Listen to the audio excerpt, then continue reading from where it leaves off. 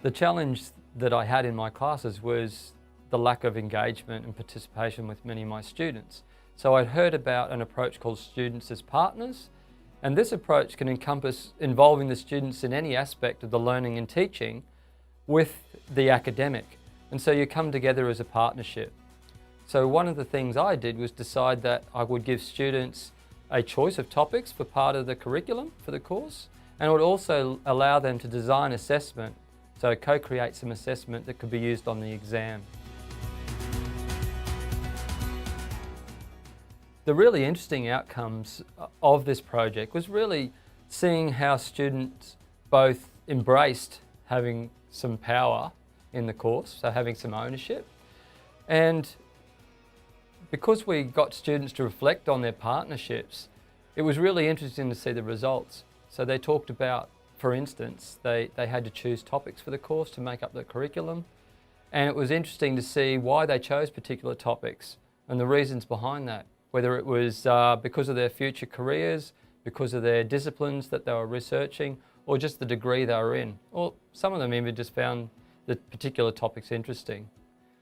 The other really good outcome was how good getting the students to design questions was in terms of a learning tool.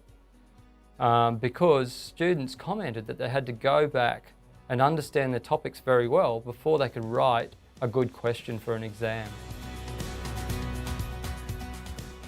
So some of the best anecdotal feedback from students. Firstly, they said that having a say in the course made them engage more.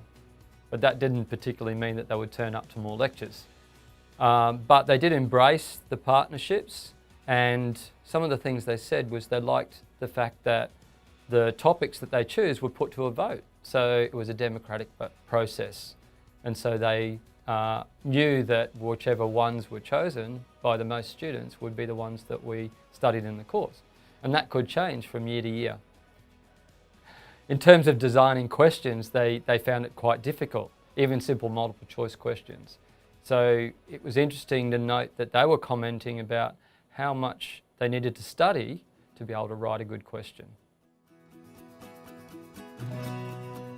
So if I was giving advice on how you might adopt this approach, there's a few things that are really important. Firstly, keep it simple and start small. The second thing would be attach enough assessment to it that the students feel like it's valued. If there's not enough assessment, they'll go, it's not worth doing. Then the next thing I would also do is give the students a say. The more they want to have a say in the process, the more they'll be engaged with it.